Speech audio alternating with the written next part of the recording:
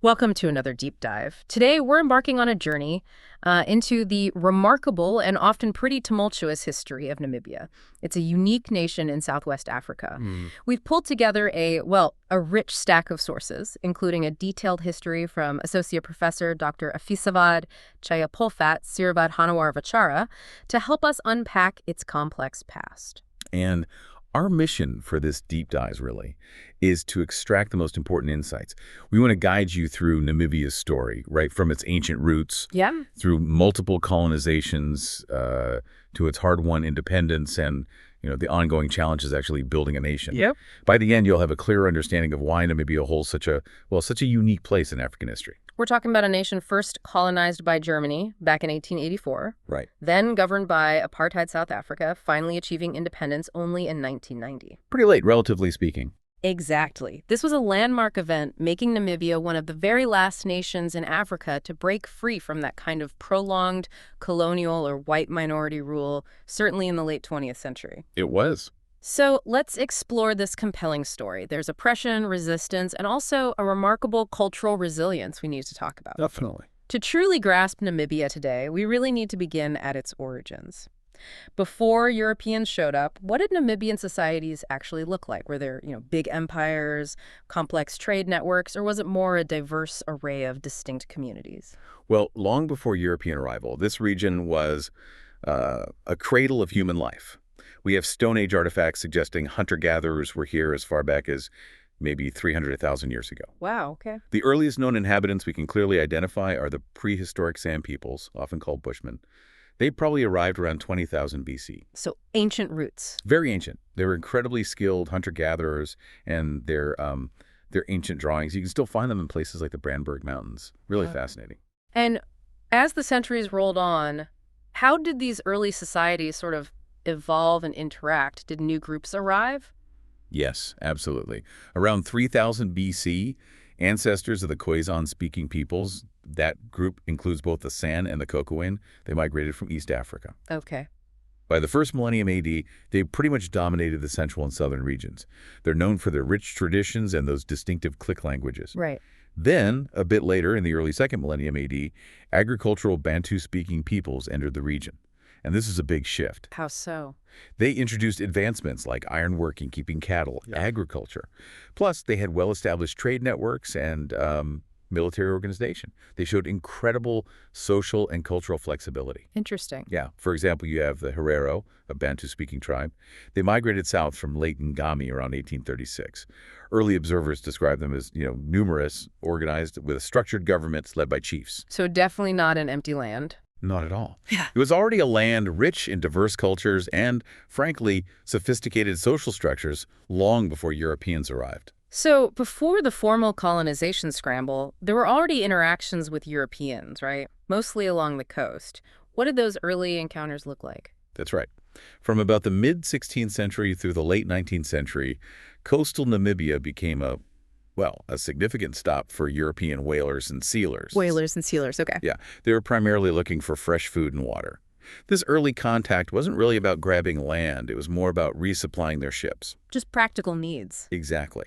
But as time went on, European interest expanded beyond just basic provisions. They got interested in valuable commodities like wool, ostrich feathers. Okay. And later, definitely, the allure of diamond and gold rush industries kicked in. Right, the resource scramble. Yeah, and the development of railways connecting inland areas to coastal towns like Walvis Bay and Lüderitz, that just fueled this interest more. Though it's worth noting, these resource booms saw pretty steep declines in the first half of the 20th century, which did reduce the European influx somewhat. Okay. And how did all this increasing European activity, these incursions, start to impact the indigenous populations who'd been living there for, millennia? Well, by the end of the 19th century, Namibia was home to this vibrant mosaic of indigenous peoples. You had major linguistic groups like the Khoisan, various Bantu-speaking tribes. The Ovambo, Herero. Exactly. The Ovambo, Herero, Nama, Damara. Communities with really rich traditions. Ceremonies, fasting periods, diverse music, some with instruments, some without. Many groups also had specialized craftsmen, singers, dancers, shoemakers, blacksmiths, who were integral to their agricultural and construction trades. So complex societies. Very much so. And interestingly, indigenous languages actually contributed significantly to Namibian English place names and even common parlance today. But European contact also brought disruption, displacement, even famine in some cases. Some groups had to adapt dramatically, like becoming permanent aquatic foragers along the coast, just to survive. A tough adaptation. Then came the formal colonization push. Germany staked its claim in 1884, establishing German Southwest Africa. What was Germany's main motivation? And did the reality of the place match their expectations? Germany's primary aim, really, was competition. They wanted to compete economically, politically, and militarily with rivals like Britain and France in southern Africa. Keeping up with the Joneses, colonial style. Pretty much. They kind of envisioned Namibia as this profitable honeypot of resources. But the reality on the ground, quite different. How so? Well, while they did establish industries, particularly farming, good grazing land was actually severely limited in this largely desolate landscape. Right, it's very arid. Extremely. And this scarcity quickly led to intense conflict and, frankly, corruption between the settlers and the local populations groups, like the Lusofele, Ndonga, Damara, Nama, Herero tribes. And these tribes didn't just roll over. No, not at all. They were known for their strong resistance. They weren't easily subdued. But ultimately, vast areas of their ancestral land were bought, often dubiously, for mining, which displaced those traditional farming communities. So Germany formally claimed the territory in 1884, but were other European powers already sniffing around, or had they established any kind of presence before that? Did that pave the way for Germany? Yeah, there was some earlier activity. While Germany was the first to formalize its claim over the bulk of the territory, the Dutch had actually established a very early presence, way back around 1640. Okay, much earlier. Much earlier. And then the British annexed Walvis Bay, the main port, in 1878. So Germany's formal possession in 1884 marked a new, more intensive era. Right. Key developments under German rule then included building the coastal town of Swakopmund, mainly because they needed a harbor they controlled since Britain held Walvis Bay. And they built a railway linking Swakopmund to Windhoek, which then became the capital of German Southwest Africa. The Rangers Mission Society also set up a pivotal congregation in Windhoek in 1895, further cementing that European influence. Okay. As German colonial rule tightened its grip, it led to, well, one of the absolute darkest chapters in Namibian history, a systematic brutality that, as you say, sadly resonates even today. Can you walk us through the events of the 1904 rebellion and Germany's horrific response? Yes, this period. It really marks an infamous example of genocidal warfare. In 1904, the Herero people, led by Samuel Herero and later the Nama under Hendrik Witbooi, rose up against the German colonists. They'd had enough. Understandable. The German response, which unfolded mainly between 1904 and 1907, was brutally swift and systematic. Military campaigns were launched with the explicit order to kill or capture first the Herero, then the Nama. The aim was essentially to wipe them out. It's just chilling to hear about the methods used. What specifically did Governor von Trotha's forces do that led to such a catastrophic loss of life? Governor von Trotha's forces implemented scorched earth tactics. They systematically poisoned water supplies. They forced fleeing populations into the incredibly arid Namib desert. Knowing they couldn't survive there. Exactly. Effectively starving and dehydrating them en masse. It's estimated that maybe 70% of the Herero died from hunger, thirst, exhaustion, or direct poisoning. Unbelievable. Many women were taken captive. And then there were mass deportations to concentration camps, like the one at Grootfontein for the Namaqua people. This systematic extermination wiped out nearly 80% of Namibia's indigenous population in just a few short years. 80% is hard to even comprehend. It is. And it's widely regarded today as the first genocidal massacre of the 20th century. Now, while today these actions would clearly be labeled genocidal crimes under the UN Convention. Right, the 1948 Convention. Exactly. Back in the early 1900s, they weren't legally considered criminal in the same way, making punishment virtually impossible at the time. This event profoundly shaped Namibia's destiny. It represents this deeply buried historical debt for Germany, and it largely vanished from global memory for decades. Wow. It really prompts us to consider the profound generational impact of such unaddressed atrocities, on a nation's identity, its future, everything. Absolutely. So fast forward a bit, Germany loses World War I. South Africa is then given a mandate by the new League of Nations to administer Namibia. Now, the League designed this mandate system, supposedly, as a kind of benevolent trusteeship. Supposedly, yes. But in practice, certainly for South Africa running Namibia, it just became a way to continue colonial exploitation, didn't it? How did that benevolence fail so badly? Well, South Africa wasted absolutely no time. They immediately started introducing apartheid-style laws, even before formal apartheid was fully established back in South Africa itself. Yeah, that early. Oh, yes. The National Party, once in power, swiftly implemented and cemented racist policies. By 1931, they prohibited full citizenship for non-white residents. They set up native reserves and homelands, which effectively prevented the majority of the population from living in urban areas, controlled their movement, controlled their lives. It was a clear demonstration of how that mandate system, whatever its ideals, was just bent to serve the interests of the administering power, not the people they were supposed to be looking after. Right, the trust was completely broken. So this era clearly brought intensified oppression. How did Namibians react? How did resistance start to build against these new forms of control? Resistance emerged pretty quickly, actually. By the 1950s, you start seeing skirmishes breaking out against specific policies like the Land Tenure Act, which favored whites, against the imposition of unelected native representation, and against proposed extensions of apartheid. So, organized pushback. Organized pushback, yes. Groups like the African National Congress, SWAPO, the Southwest Africa People's Organization, and various Ovambo civil authorities started protesting these injustices. Okay. But the 1960s saw this oppression just intensify further. Even as the UN began to recognize South Africa's occupation as illegal, they refused to accept Namibia as a full member in 1962 because of it. Right. Meanwhile, economic exploitation just carried on, driven by new gold and diamond discoveries. And land ownership was systematically transferred en masse to whites, which, understandably, sparked widespread discontent among the disenfranchised black majority. That escalating oppression must have inevitably fueled a stronger push for freedom. How did Namibians start to really mobilize and organize themselves for liberation on a larger scale? Well, any hope for a more receptive government under the mandate quickly faded.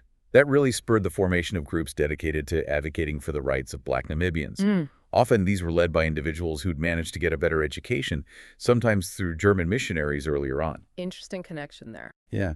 And a really pivotal development was the Lutheran Church becoming independent from the Rhenish Mission. They formed the Evangelical Lutheran Church Namibia. Okay.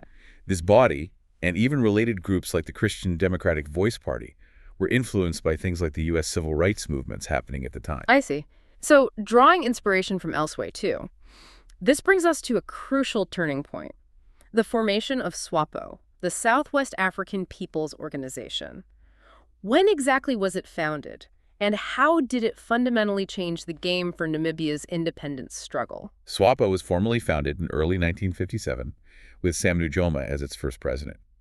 It was created directly in response to those oppressive policies we mentioned, like the Black Population Registration Act and particularly Bantu education. All right, the education system designed to keep people down. Exactly, designed to give Bantu-speaking peoples a subservient status. Now, after years of struggling for acceptance as a legitimate representative through purely political means, SWAPO made a really audacious move. Which is? In November 1966, they launched an armed struggle against South Africa. They initiated military operations, like one called Arid Eden, aimed at cutting South African communications lines. Wow, a direct military challenge. A direct challenge. This act profoundly surprised and disoriented the South African regime, and it really galvanized significant international condemnation against the occupier, especially as the United Nations started ramping up its own efforts to resolve the Namibian question peacefully. So the UN's role became increasingly vital in pushing for independence. What were the key diplomatic moves, the logistical steps that finally cleared the path for Namibia's freedom? The UN's involvement definitely grew over time. It culminated in a really crucial resolution, Resolution 629, adopted in 1989. That basically gave the UN direct responsibility to manage the transition to independence. Okay, so the UN took charge of the process. Pretty much. This led to intense negotiations involving the UN, South Africa, and various other international parties. And ultimately, South Africa agreed to hold free elections under UN supervision. A major concession. And what was the immediate result of all this on the ground in Namibia? Things must have moved quickly then. They did. By the end of March 1989, all South African troops had actually left Namibian soil. A constitutional referendum held in November 1988 had already solidified the framework for the new nation. Right. And all this led directly to Namibia's independence on March 21st, 1990. March 21st, 1990. A historic date, marking the end of more than 100 years of colonialism and following a struggle that tragically resulted in over 200,000 deaths in the fight against the white South African government. An incredible human cost. So after this incredibly long and arduous struggle, independence finally arrives. What did that truly mean for Namibia? What were the immediate hopes? And conversely, what immediate challenges started to surface? Well, there was just tremendous optimism, you can imagine. And it was backed by the international community, too. Real hope for Namibia to become a viable, self-sustaining country. Yeah. SWAPO, as the main liberation movement, naturally became the ruling party. Makes sense. And Namibia was quickly accepted into the UN and the OAU, the Organization of African Unity. It was a moment of great promise. But as you mentioned, independence didn't mean an instant paradigm shift or some perfect melting pot of interests. What were some of the tough, enduring challenges that became apparent almost straight away? Well, while things weren't perhaps as bleak as in post-apartheid South Africa in some ways, the political landscape was still very much dominated by SWAPO, the former liberation movement. They gained a powerful two-thirds majority in parliament right away. Okay, so one-party dominance from the start. Pretty much. Yeah. And what's really crucial to understand are the deep-seated ongoing challenges. Despite Namibia having significant natural wealth, uranium, diamonds, rich fishing grounds, it remains one of the most unequal countries in Africa and indeed the world. That Gini coefficient you mentioned earlier, 63.4, is incredibly high. It just shows a massive gap between rich and poor. Startlingly high. It is. In 2016, data showed nearly half the population living on less than $1.90 a day. Unemployment, especially for young people, was extremely high, almost 34% overall, but over 40% for youth. Wow. Plus, you have persistent land inequality, a direct legacy of colonialism, and the impacts of climate change hitting hard. Policies have been introduced to tackle these things, but weak monitoring and implementation of projects remain a significant hurdle. So a lot of structural problems baked in from history. After centuries of having their cultures suppressed and manipulated by colonial powers, how has independence allowed Namibia's own vibrant cultural heritage to reemerge, maybe even flourish, and become part of its new national identity? That's a great question. Namibian music, for instance, vividly reflects the diversity of its tribes. The Ovambo, Herero, Damara, San, and others. And surprisingly, some of the early German missionary work actually helped inadvertently in preserving some musical traditions by documenting them. Oh, an unexpected side effect. Yeah. You see traditional instruments like the ndangala, the ngoma, which is this big drum made from tree trunks, and the oluluvi harp. Damara music has specific stick strokes and circular dancing, and there are unique string instruments that come from Khoisan culture. Right. And out in the Kalahari Desert, traditions linked to hunting and gathering rituals survive, often accompanied by instruments like flutes, Zulu horns, and Igalazi harps. It's incredibly rich. It sounds like a remarkable artistic landscape. What other kinds of cultural expression have been revitalized or gained prominence since independence? Namibia's artistic and cultural heritage is really vibrant across the board. Painting, sculpture, mixed media, photography, textiles, it's all happening. Indigenous crafts like basket weaving, wood carving, pottery, these are gaining much wider recognition, both inside Namibia and internationally. Good to hear. And of course, you have the ancient rock art of the San and Bantu. Those depictions of animals, hunting scenes, handprints, they remain this powerful, tangible connection to the country's incredibly deep past. But modernity also brings its own challenges to these traditions. How so? Well, things like urbanization, modern schooling, the influence of churches, access to hospitals. They've naturally led to some decline in traditional ways of life. For example, traditional beliefs about infectious diseases being caused by curses or spirits are less prevalent now. Right. While traditional herbal remedies definitely still exist and are used, the promise of better health outcomes from modern medicine has, in many cases, supplanted older beliefs and practices. So there's this ongoing negotiation, really, between preserving traditional wisdom and embracing progress. A familiar tension in many places. Turning to the environment, Namibia faces some pretty unique challenges, given its climate.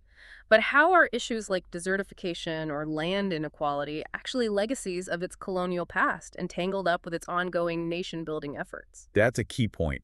Namibia faces these really complex environmental problems, and it's increasingly understood that they're deeply intertwined with social, economic, and political factors. Not just natural problems. Exactly. Things like soil erosion, desertification, those frequent droughts.